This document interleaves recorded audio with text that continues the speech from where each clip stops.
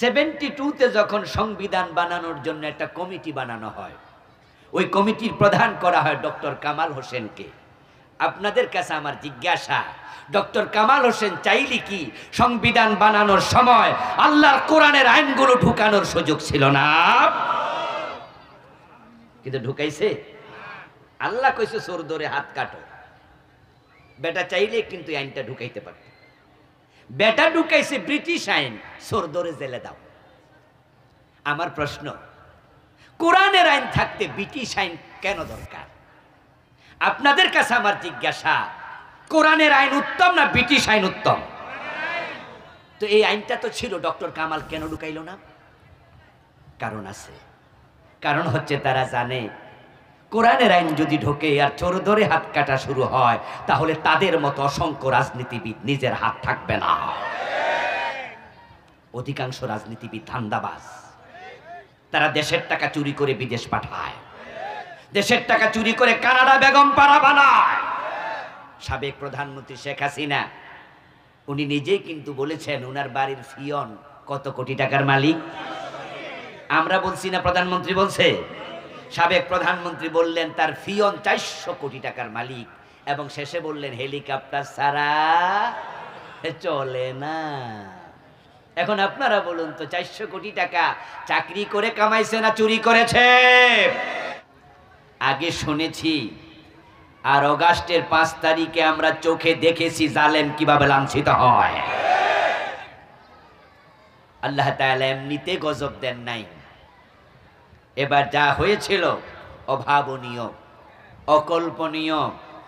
এবারের অ্যাকশন সরাসরি আরশের মালিক নিয়েছে, যার কারণে ছোট ছোট পোলাপান রাস্তায় নেমেছে। আমাদের বোনেরা মায়েরা রাস্তায় নেমেছে। তারা পাখির মতো গুলি খেয়েছে, কিন্তু রাস্তা ছেড়ে পালিয়ে যায় নাই। অকল্পনীয় সাহস তাদের বুকে সঞ্চারিত করেছেন কে? কারণ আল্লাহর জমিনটাই আল্লাহর কোরআনের কথা বলার ক্ষেত্রে বাধাগ্রস্ত হয়েছে। আলহামদুলিল্লাহ, এখন সে বাধা বিঘ্ন আর নাই। আমরা এখন কোরআনের কথা মন খুলে বলতে পারি, ঠিক না? তো আলেমরা যদি মন খুলে কোরআনের কথা বলে, মন খুলে কোরআনের কথা শোনার জন্য, শ্রবণ করার জন্য শ্রোতাও ভালো হওয়া দরকার, আছে কিনা? তো যেভাবে ভাইয়েরা দাঁড়িয়ে আছে, এটা তো ভালো লাগছে না। মনে হয় যেন আপনারা আফন ভাই, তারা আমাদের সৎ ভাই। এই আচরণ করলে কেমনে হবে? বসার তো জায়গা আছে প্রিয় ভাইয়েরা। মাহফিলের কি আদব নাই? মাহফিলের সাথে আদব রক্ষা করা দরকার নাই? আমি অনুরোধ করব, 10 মিনিট সময় হাতে আছে, 10 মিনিটে শোনেন। আপনার জরুরত থাকলে আস্তে করে উঠে আপনি আবার চলে যায়েন। আপনারাও দয়া করে যারা এদিকে দাঁড়িয়ে আছেন প্রিয় ভাইয়েরা, কষ্ট করেন, ভলান্টিয়ার ভাইয়েরা হেল্প করুন। মাহফিলের সৌন্দর্যটা নষ্ট করবেন না প্লিজ। জায়গা যদি না থাকতো দাঁড়িয়ে থাকতেন, কোনো কথা ছিল না। মাশাআল্লাহ, অনেকে বসে যাচ্ছেন। যাদের বুকে কাঠ ঝুলানো আছে তারা ছাড়া অন্য একজনও দাঁড়িয়ে থাকবেন না প্লিজ। মেহেরবানি করে বসে যান। আল্লাহ তাআলা আমাদেরকে তার কোরআনের কথা আমল করার নিয়তে বলার এবং শোনার তৌফিক দিন। সবাই বলুন আমিন। যে আল্লাহ তাআলা বাড়িতে সুযোগ আমাদের দিলেন, আমরা আলোচনার শুরুতে তাকে কৃতজ্ঞতা জানাই, ধন্যবাদ জানাই। সবাই মিলে একবার জোরে জোরে কালিমাত শুকর ফুরি আলহামদুলিল্লাহ। আমার প্রিয় দিনী ভাইয়েরা, আমি আপনাদের সম্মুখে পবিত্র কোরআন মাজিদ থেকে সূরাতুস সফের 9 নম্বর আয়াতে কারিমা তিলাওয়াত করেছি। নবীজি সাল্লাল্লাহু আলাইহি ওয়াসাল্লামের পবিত্র মুখ অনুসৃত ছোট্ট একখানা হাদিসে নববী পাঠ করেছি। আল্লাহ তাআলা তৌফিক দিলে এখান থেকে কিছু কথা বলবো ইনশাআল্লাহ। সূরাতুস সফের 9 নম্বর আয়াতে মূলত আল্লাহ তাআলা একটি মেসেজ দিয়েছেন। সেই মেসেজটি হলো আমাদের প্রিয় নবী সাল্লাল্লাহু আলাইহি সাল্লামের এই পৃথিবীতে আগমনের উদ্দেশ্য কি ছিল।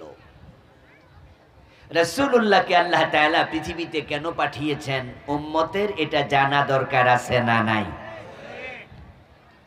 জানতেই হবে। কারণ রাসূলকে মেনে চলা, অনুসরণ করা নফল না ফরজ? জবাব দিন, কথা বলুন, নফল না ফরজ? ফরজে কিফায়া না ফরজে আইন? যদি রাসূলকে মেনে চলা ফরজ হয়, এবার বলুন তো মানা আগে না জানা আগে? এলেম আগে না আমল আগে?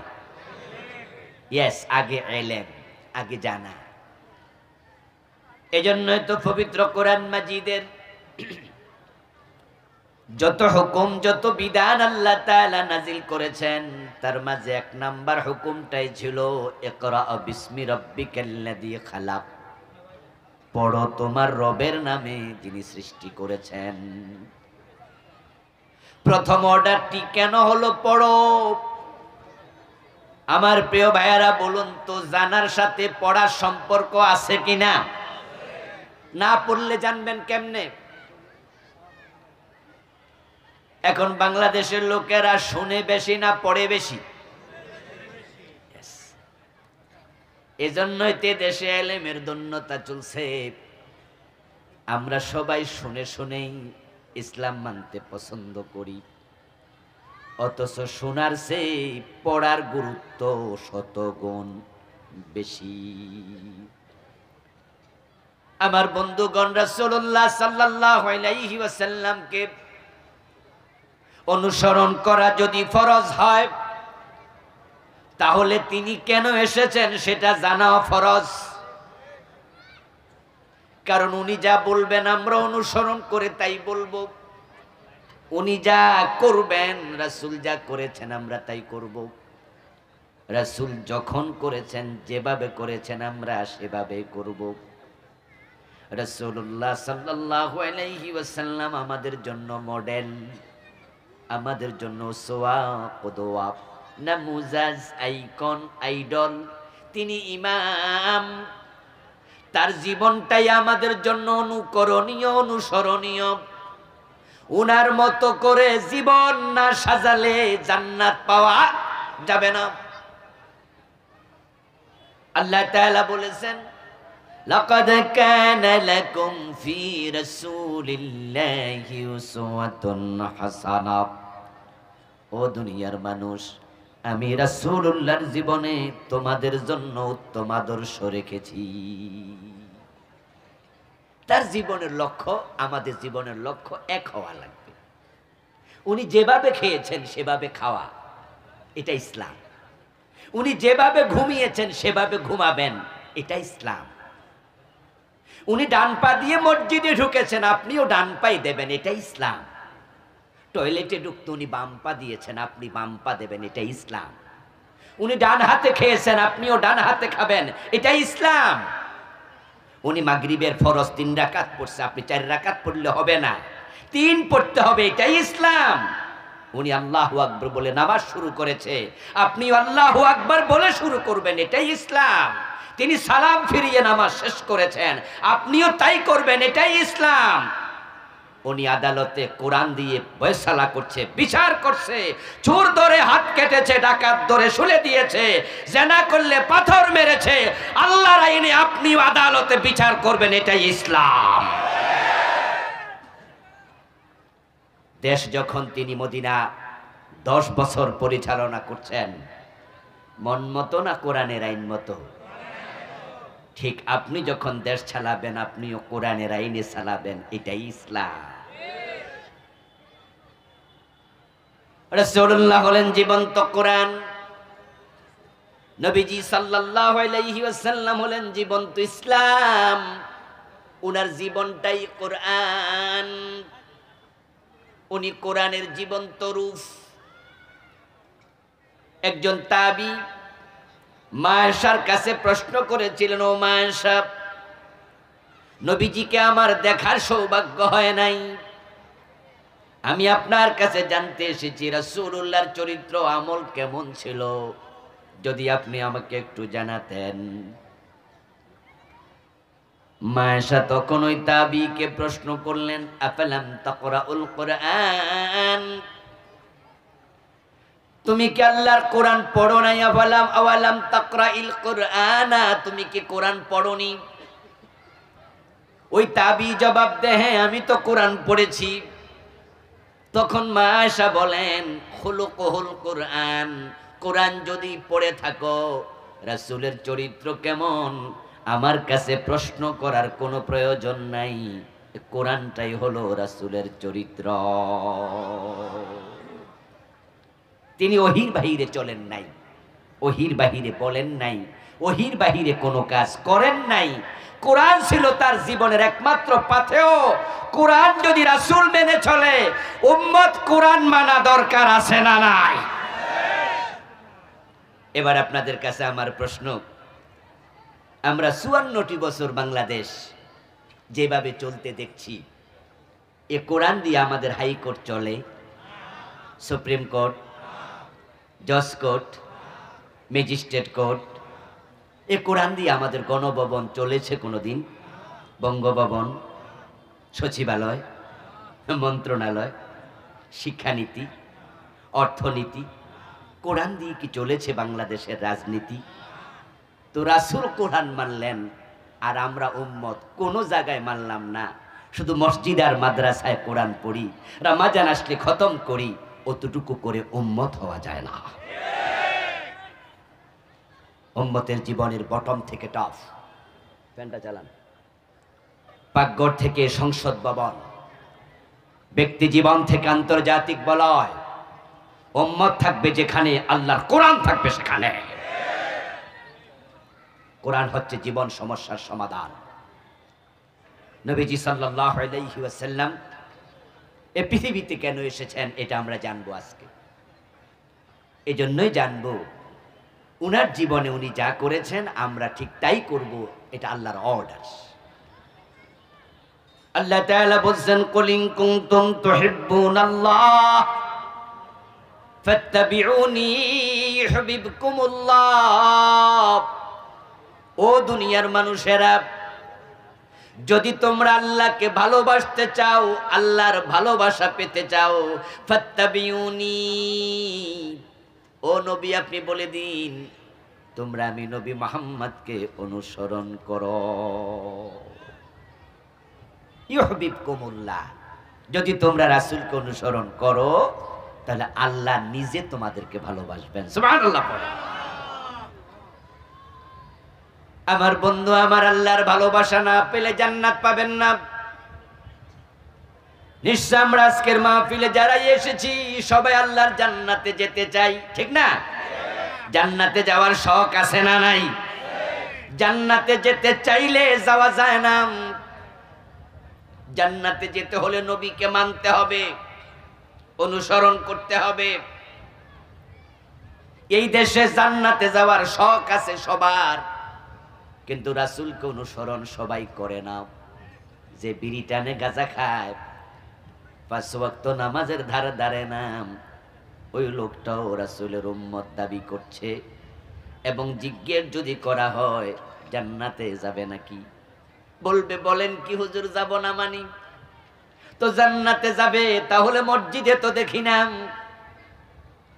তখন বুসকি হাসি দিয়ে বলে, হুজুর ওটা ব্যবস্থা করছি। কেমনে করলাম?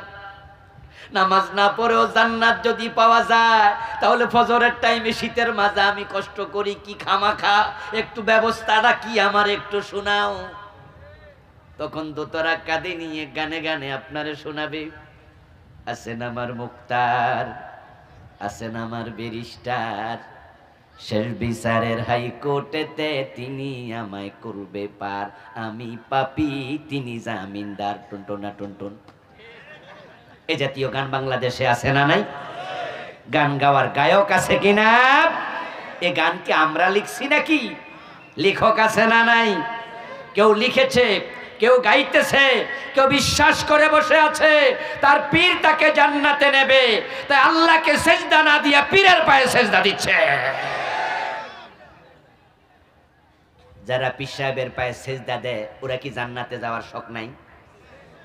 হেরাও জান্নাতে যায়, পীরকে খুশি করবে, সেজদা দিলে পীর সাহেব খুশি হবে। তে হাসরের ময়দানে ওরে তরাইয়া নেবে, সাথে করে নিয়ে যাবে, আছেন আমার মুখতার, আছেন আমার ব্যারিস্টার, শেষ বিচারের হাইকোর্টেতে তিনি আমায় করবে পার। শেষ বিচারের হাইকোর্টের বিচারপতি কে? সবাই কথা বলুন, বিচারপতি কে? তাহলে দেখুন তার আইডিওলজিটা কি, তার মনস্তত্ত্বটা কি, চিন্তাটা কি। শেষ বিচারের হাইকোর্টে আল্লাহ যখন বিচারক হবেন তখন সে গুনাহগার, তবে তার ব্যারিস্টার আছে, হে আল্লাহ থেকে ছুটাইয়া নিয়ে যাবে। তাই পীরের উপর ভরসা করে আল্লাহকে সেজদা দেয়া বন্ধ করে দিয়েছে। বেনামাজি সেও জান্নাত খুঁজতেছে। আমার বন্ধু জান্নাত আপনিও চান, আমিও চাই। যখন আমাদের দেশের বেনামাজি জান্নাত চায়, দোকানদারি করে হিন্দু দোকানদার পাশের দোকানি, এখানে মুসলিম দোকানদার মুসলিম দোকানি। এখন হিন্দু মিয়া দেখে মুসলমান দোকানদার, ওর মতো ওজনে কম দেয়, মালে বেজাল দেয়, ওর মতোই মানুষ ঠকায়। চরিত্রের মাঝে সামান্য কোনো তফাৎ নাই, শুধুমাত্র নামটা আব্দুল্লাহ, নামটা আব্দুর রহমান। আর ওই মুসলিম দোকানদার 2 নাম্বারি করার পরেও জান্নাতে যাওয়ার স্বপ্ন দেখে। হিন্দুটাকে মালাউন কইয়া গালি দেয়, কয় হিন্দু তুই জাহান্নামী, আমরা মুসলমান জান্নাতি। তখন হিন্দু দোকানদার মনে মনে কয়, ওজনে কম দিয়া, মালে বেজাল দিয়া, মানুষ ঠকাইয়া যদি তুই জান্নাতে যাইতে পারস, তাহলে আমি যামু না কেন? তাই দোকানের মাঝে মরা বাবার ছবি টানাইয়া নিচে সুন্দর করে লেখা দিছে, স্বর্গীয় দুলাল চন্দ্র ভৌমিক, তোরা জান্নাতে যাইবি, আর আমার বাবারে অলরেডি জান্নাতে পাঠাইয়া দিছি। হিন্দুদের ছবির মাঝে এ জাতীয় স্বর্গীয় সত্যেন্দ্রনাথ দত্ত, স্বর্গীয় অমক, স্বর্গীয় তমক এমন লেখা কি আপনারা দেখেন নাই কোনোদিন? স্বর্গীয় মানে কি স্বর্গে যাবে না গেছে গা? তাইলে আমরা মুসলমানরা আমরা কই জামু, আর হেতে কয় যা আমি দিছি পাঠাইয়া। তাহলে স্বর্গে যাওয়ার শখ হিন্দুদের আছে না নাই? আমাদের চেয়ে কম না বেশি? স্বর্গ মানি জান্নাত, বেহেশত। স্বর্গ আর জান্নাত একই জিনিস। আরবিতে জান্নাত বলে, পার্সিতে বেহেশত বলে, ইংরেজিতে বলে হেভেন, বাংলায় বলে বাগান, সংস্কৃতিতে বলে স্বর্গ। নরক এবং জাহান্নাম এটা কি 2 জিনিস না 1 জিনিস? এই যা যা নরকে যা মানে দোজখে যা, একই জিনিস। এখন হিন্দু মিয়া স্বর্গে গেছে, তার বাবা এ লিখছে বেহেশতে গেছে, শব্দ চেঞ্জ করেছে, শখ আছে বেহেশতে যাওয়ার। আমরাও তো শব্দ চেঞ্জ করি, আমরা বলি আবু বকর জান্নাতি, হযরত ওমর বেহেশতি। দুইজন কি 2 দেশে? 1 জিনিস। কেউ বলে চোখ, কেউ বলে নয়ন, কেউ বলে লাউ, কেউ বলে কদু, কেউ বলে বউ, কেউ বলে বধূ, কেউ বলে আনন্দ, কেউ বলে ফুর্তি। তারা বলেছিল ভাস্কর্য, আমরা বলেছি এটাই হলো মূর্তি। মনে আছে না নাই? ওরা যখন ভাস্কর্যের নামে মূর্তি বানাতে শুরু করেছে, এদেশের আলেমরা বলেছে মূর্তি বানায়ও না, মূর্তি বানানো হারাম, মূর্তি বানালে রহমতের ফেরেশতা নাজিল হয় না। ওরা নাম চেঞ্জ করছে। ওরা বলছে হুজুররা বোঝে না, আমরা তো মূর্তি বানাই না, আমরা ভাস্কর্য বানাই।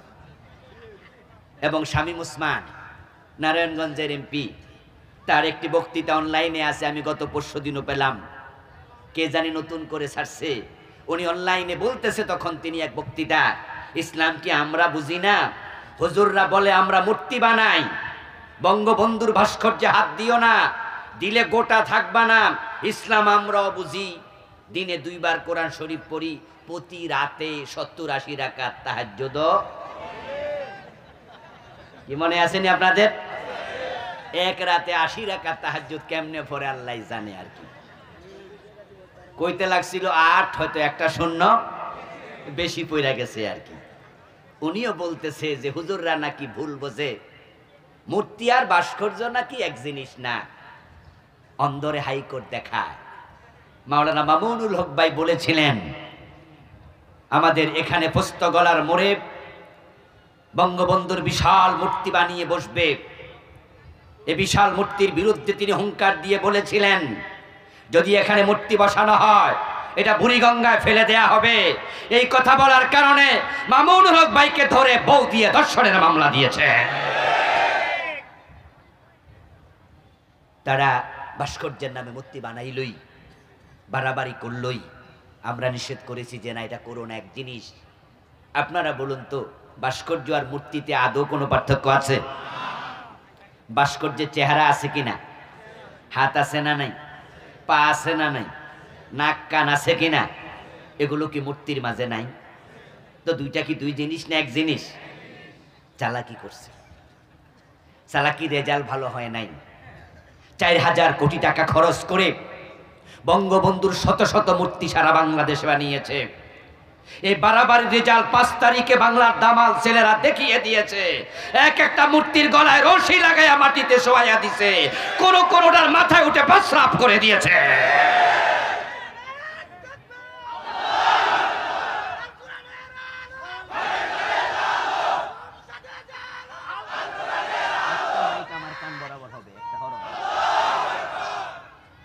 আমার প্রিয় ভাইয়েরা, চালাকি করে করে কিছু মানুষ আছে শব্দ চেঞ্জ করে 2 নাম্বারি করে। এই চাচা আপনি সুদ খান কেন? মানুষ সমালোচনা করে, বলে যে তোমার চাচা সুদ খায়। বাতিজারে চাচা কয়, মানুষের কইস আমার চাচা এখন সুদ খায় না, এখন মুনাফা খায়। আগে খাইছে বাংলা, এখন খায় আরবিতে খায়, ইংরেজিতে খায় ইন্টারেস্ট। আমার বন্ধুগণ, মূর্তি এবং ভাস্কর্যে যেমন কোনো পার্থক্য নাই, জান্নাত আর স্বর্গে কোনো পার্থক্য নাই। এক জিনিস, হিন্দু ভদ্রলোকেরও শখ আছে তার বাবা স্বর্গে যাক, জান্নাতে যাক। এজন্য তিনি লিখেছেন ছবির মাঝে স্বর্গীয় দুলাল চন্দ্র ভৌমিক। আপনাদের কাছে আমি কনসেপ্টটা জানতে চাই, আপনারা সবাই বলুন তো, কোন হিন্দু কি জান্নাতে গেছে? যাওয়ার কোনো সম্ভাবনা আছে? কিন্তু শখ আছে না নাই?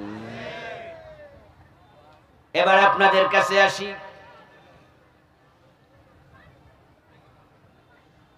আপনাদেরও আল্লাহর জান্নাতে যাওয়ার শখ আছে, কিন্তু দোস্ত জান্নাত চাইলে পাওয়া যায় না। রাসূলুল্লাহ সাল্লাল্লাহু আলাইহি ওয়াসাল্লাম 1450 বছর আগে বলেছেন, আমার উম্মত হবে 73 দল, তার মাঝে জান্নাতি হবে মাত্র 1 দল। তাহলে রাসূলুল্লাহর উম্মতে তো 72 দল জাহান্নামী হবে। আপনাদের কাছ থেকে জবাব চাইবো, সহজ সহজ প্রশ্ন, সহজ উত্তর। বলুন তো, রাসূলের উম্মত কয় দল? এই মাত্র বললাম কয় দল? জান্নাতি কয় দল? তাহলে জান্নাতি বেশি না জাহান্নামী বেশি? এই হাদিস দ্বারা বোঝা যায় উম্মত দাবি করলে জান্নাত পাওয়া যায় না। এখন আপনারা যারা আজকের মাহফিলে আছেন, নিজেরে প্রশ্ন করুন, আপনি কোন দলে? আপনি কি 72-এর ভিতরে পড়ে গেলেন কিনা? আল্লাহ না করুক যদি 72-এর ভিতরে পড়ে যান, তাহলে আপনিও তো জাহান্নামী। قال رسول الله صلى الله عليه وسلم كل امتي يدخلون الجنة إلا من أبى। নবীজি বলেন, আমার সব উম্মত জান্নাতি হবে, তবে অস্বীকারী জান্নাত পাবে না, সে হবে জাহান্নামী। কিলা মান আবা ইয়া রাসূলুল্লাহ। কোন একজন সাহাবী দাঁড়ায়া গেলেন, হে আল্লাহর রাসূল, অস্বীকারী উম্মত আবার কে?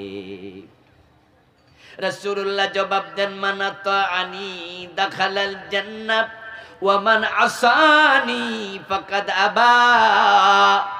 যে উম্মত আমি নবী মুহাম্মদকে অনুসরণ করবে, শুধু সে জান্নাতে যাবে। আর যে উম্মত দাবি করলো অথচ আমি নবীকে অনুসরণ করে নাই, তার কপালে জান্নাত নাই। এই হাদিস দিয়েও ক্লিয়ার কাট একটি কথা, সেটা হচ্ছে জান্নাতে যেতে হলে নবীকে অনুসরণ করতেই হবে। قال رسول الله صلى الله عليه وسلم من أحب سنتي فقد أحبني ومن أحبني كان معي في الجنة। রাসূলুল্লাহ সাল্লাল্লাহু আলাইহি ওয়াসাল্লাম বলেন, যে আমার সুন্নাহকে ভালোবাসে সে আমি নবীকে ভালোবাসে, আর যে আমার সুন্নাহকে ভালোবাসার মাধ্যমে আমি নবীর ভালোবাসার প্রমাণ দিতে পেরেছে, কানা মাই ফিল জান্নাহ, সে জান্নাতে আমার সাথে ডুববে। তাহলে আপনারা আল্লাহর জান্নাতে যেতে চান রাসূলের সাথে? রাসূলকে অনুসরণ করা দরকার আছে না নাই? এবার বলুন তো, রাসূল টাকনুর নিচে কোনোদিন কাপড় পরছে? কিন্তু আপনি তো পরছেন, তো রাসূলকে তো অনুসরণ হলো না। রাসূল কি কোনোদিন দাড়ি কামাইছে? তা আপনি তো কামাচ্ছেন, অনুসরণ তো হলো না। রাসূলুল্লাহ কি কখনো সুদে টাকা লাগাইছে? আপনি তো সুদ খাচ্ছেন, অনুসরণ তো হলো না। রাসূলুল্লাহর মেয়ে তার স্ত্রীকে বেপরদায় রাস্তায় হাঁটছে, আপনার মেয়ে তো কলেজে যায়, বোরকা সিলাইয়া দেয় না, এমন হাজী সাহেব বাবা আছে না নাই? আপনি তো পারিবারিক জীবনে রাসূলকে অনুসরণ করলেন না। রাসূলুল্লাহ তো 10 বছর মদিনা কোরআন দিয়ে চালাইছে, আপনারা 54 বছর ডক্টর কামালের লেখা নাস্তিকতাবাদী সংবিধান দিয়ে চালান। রাসূলের আদর্শে দেশ না চালাইলে রাসূলের সাথে জান্নাত পাওয়া যাবে না, যাবে না।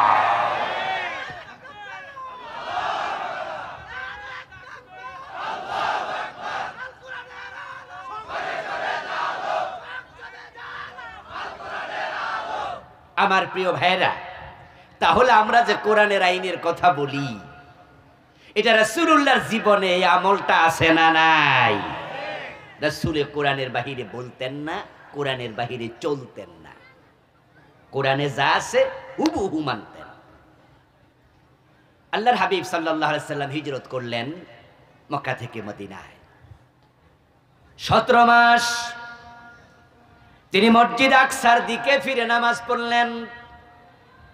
উনার মনে মনে তামান্না, যদি আমার কিবলাটা মসজিদে হারাম হতো, কারণ তার জন্ম মক্কায়। মসজিদে হারামকে দেখে দেখে তিনি বেড়ে উঠেছেন, বড় হয়েছেন। উনার পূর্বপুরুষ ইব্রাহিম আলাইহিস সালাম এ মসজিদে হারাম কাবা তিনি বানাইছেন। তাই তিনি মনে মনে তামান্না করেন, হায় রে, আমার কিবলা যদি মসজিদে হারাম হতো। 17 মাস চলে গেল। একদিন প্রিয় নবী যোহর অথবা আসরের নামাজ পড়াচ্ছিলেন, পিছনে সাহাবারা মুক্তাদি।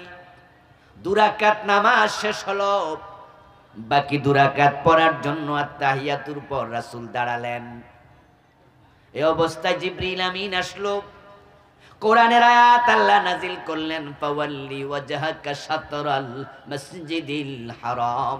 ও আমার রাসূল, আপনার কিবলা আমি পরিবর্তন করে দিয়েছি, আপনার চেহারা কাবার দিকে ফিরান। সুবহানাল্লাহ পড়েন। প্রিয় নবীর অন্তরের তামান্না আল্লাহ পূর্ণ করে দিলেন। হাদিসে যোহরের নামাজের কথাও আসছে, আসরের নামাজের কথাও আসছে। যোহর এবং আসরের ফরজ কয় রাকাত? সহজ প্রশ্ন, জবাব দেন না ভাইয়া। কয় রাকাত? রাসূল পড়েছেন 2 রাকাত, বাকি আছে কয় রাকাত? এখন রাসূল ভাবতে পারতেন, আমার চেহারা কাবার দিকে ফিরানোর জন্য আল্লাহ তাআলা বলছেন এইমাত্র, যেহেতু এই ওয়াক্তের নামাজ অলরেডি 2 রাকাত পড়ে ফেলেছি, তাহলে পরের ওয়াক্ত থেকে কাবার দিকে ফিরে নতুন করে নামাজ পড়ব। কিন্তু আমার রাসূল আল্লাহর অর্ডার মানতে 1 সেকেন্ড দেরি করেন নাই, তিনি নামাজের ভিতরে কাবার দিকে ফিরে গেছেন। ওই মসজিদে কিবলা হয়ে গেল 2টা। 2 রাকাত হলো মসজিদে আকসার দিকে, 2 রাকাত হলো মসজিদে হারামের দিকে। এজন্য মদিনার সে মসজিদটার নামই হলো মসজিদু যিল কিবলাতাইন, 2 কিবলার মসজিদ। রাসূলের কাছে ইসলাম আসছে, মানতে 1 সেকেন্ড দেরি করে নাই। আর আমাদের কাছে কোরআন আছে, এই 54 বছরে আল্লাহর কোরআন দিয়ে একদিনও দেশ চালাই নাই। যারাই দেশ চালাইছে কোরআনের বাহিরে, সবাই মামলার আসামি হওয়া লাগবে আখিরাতে। মামলা করবেন নবী মুহাম্মদ নিজে। আল্লাহ তাআলা বলেন ক্বালার রাসূল ইয়া রাব্বি ইন্না কওমি ইত্তাখাযু হাযাল কুরআনা মাহজুরা। হাসরের দিন রাসূল বলবেন, ও আমার রব, আমার জাতি, আমার উম্মত, আমার রেখে আসা কোরআন তাদের জীবনে তারা বর্জন করেছে। আমি তাদের বিরুদ্ধে তোমার কাছে মামলা দিলাম, বিচার তুমি করো। আপনাদের কাছে আমার সহজ সরল প্রশ্ন, বুঝলে একটু জবাব দিয়েন। 71-এ যখন দেশ স্বাধীন হয়, 72-তে যখন সংবিধান বানানোর জন্য একটা কমিটি বানানো হয়, ওই কমিটির প্রধান করা হয় ডক্টর কামাল হোসেনকে। আপনাদের কাছে আমার জিজ্ঞাসা, ডক্টর কামাল হোসেন চাইলে কি সংবিধান বানানোর সময় আল্লাহর কোরআনের আইনগুলো ঢুকানোর সুযোগ ছিল না? কিন্তু ঢুকাইছে? আল্লাহ কইছে চোর ধরে হাত কাটো। বেটা চাইলে কিন্তু আইনটা ঢুকাইতে পারত। বেটা ঢুকাইছে ব্রিটিশ আইন, চোর ধরে জেলে দাও। আমার প্রশ্ন, কোরআনের আইন থাকতে ব্রিটিশ আইন কেন দরকার? আপনাদের কাছে আমার জিজ্ঞাসা, কোরআনের আইন উত্তম না ব্রিটিশ আইন উত্তম? তো এই আইনটা তো ছিল, ডক্টর কামাল কেন ঢুকাইল না? কারণ আছে। কারণ হচ্ছে তারা জানে কোরআনের আইন যদি ঢোকে আর চোর ধরে হাত কাটা শুরু হয়, তাহলে তাদের মতো অসংখ্য রাজনীতিবিদ নিজের হাত থাকবে না। অধিকাংশ রাজনীতিবিদ ধান্দাবাজ। তারা দেশের টাকা চুরি করে বিদেশ পাঠায়, দেশের টাকা চুরি করে কানাডা বেগম পাড়া বানায়। সাবেক প্রধানমন্ত্রী শেখ হাসিনা উনি নিজেই কিন্তু বলেছেন উনার বাড়ির ফিয়ন কত কোটি টাকার মালিক। আমরা বলছি না, প্রধানমন্ত্রী বলছে। সাবেক প্রধানমন্ত্রী বললেন তার ফিয়ন 400 কোটি টাকার মালিক, এবং শেষে বললেন হেলিকপ্টার ছাড়া চলে না। এখন আপনারা বলুন তো, 400 কোটি টাকা চাকরি করে কামাইছে না চুরি করেছে? যদি চোর ধরে হাত কাটা শুরু করা যায় বাংলাদেশে, তাহলে গত 15 বছরে অসংখ্য নেতার হাত থাকবে না। এজন্যই তো আমরা চোর ধরে হাত কাটার আইনের কথা বললে তারা আটকে ওঠে, বলে হুজুররা রাজাকার, ওরা মৌলবাদী, ওরা জঙ্গি। আমাদেরকে জঙ্গি বলো না, আমরা জঙ্গিবাদের বিপক্ষে, বরং আমরা কোরআনের আইনের পক্ষে কথা বলি। বলে এই যে কোরআনের আইনগুলো মধ্যযুগীয়, এগুলো নাকি মধ্যযুগীয় আইন, বর্বরিত আইন, বর্বরচিত আইন, নাউজুবিল্লাহ পড়েন। হ্যাঁ, বলে যে যদি চোর ধরে হাত কেটে দেয় তাহলে চোর ভাত খাবে কি দিয়ে? আমরা বলি বাবা রে, কি মানবতার দরদিও, হাত কাটবে চোরের, টেনশন করে নেতা।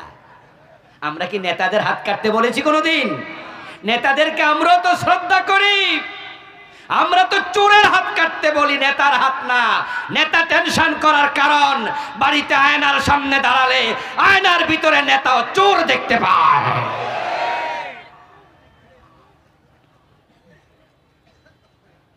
বাংলাদেশে যদি চোর ধরে হাত কাটা হয়, দুর্নীতি বন্ধ করে দেয়া হয়, তাহলে নেতৃত্ব দেওয়ার নেতা থাকবে না। সাদাবাজি বন্ধ করলে কর্মী খুঁজে পাওয়া যাবে না। কর্মীরা চলে অধিকাংশ দলে চাঁদাবাজি কইরা, আর নেতারা চলে দুর্নীতি কইরা।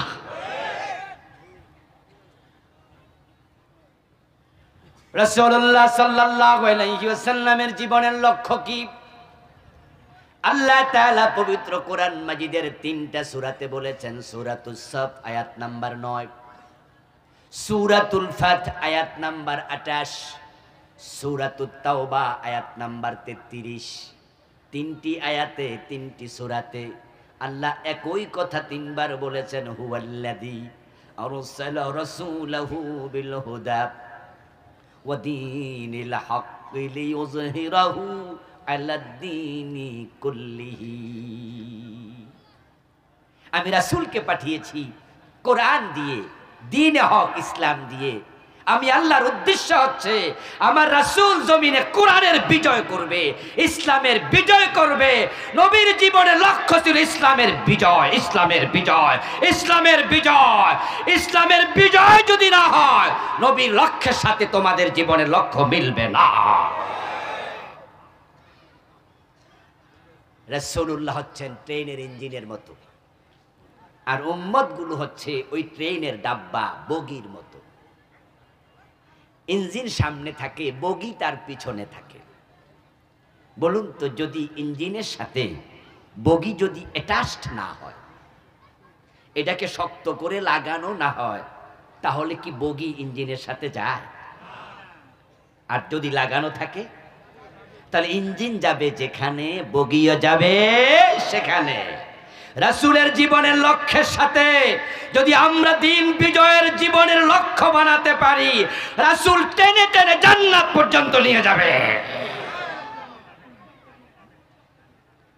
আল্লাহর জান্নাত পাওয়ার জন্য আমরা দিন বিজয়ের কথা বলি। এখন রাসূলুল্লাহ সাল্লাল্লাহু আলাইহি সাল্লামকে আল্লাহ তাআলা দিন বিজয়ের দায়িত্ব কেন দিলেন? দিন বিজয়ের দায়িত্বের জন্যই দিলেন। দিন যদি বিজয় না হয়, সমাজে নামাজ কায়েম হবে না। দিন যদি বিজয় না হয়, যাকাত প্রতিষ্ঠিত হবে না। দিন যদি বিজয় না হয়, সুদী ব্যাংক বন্ধ করা যাবে না। দিন যদি বিজয় না হয়, চুরি ডাকাতি ধর্ষণ খুন বন্ধ হবে না। দিন যদি বিজয় না হয়, মাদক বন্ধ হবে না। কারণ এই যে কয়টা কথা বললাম, প্রত্যেকটা রাষ্ট্রের আইনের সাথে সম্পৃক্ত। ইসলামে আছে মদ খেলে 80 বেত লাগাও। জবাব দিন তো, 80 বেত কি ব্যক্তির দায়িত্ব না রাষ্ট্রের? জেনা করলে 100 বেত লাগাও। বিবাহিত হলে পাথর মেরে হত্যা করো, এটা ব্যক্তির কাজ না রাষ্ট্রের কাজ? চুরি করলে চোরের হাত কাটো, এটা ব্যক্তির কাজ না রাষ্ট্রের কাজ? তো যদি রাষ্ট্রে দিন বিজয়ী না হয়, ইসলামের এই আইনগুলো সমাজে প্রতিষ্ঠিত করা সম্ভব না।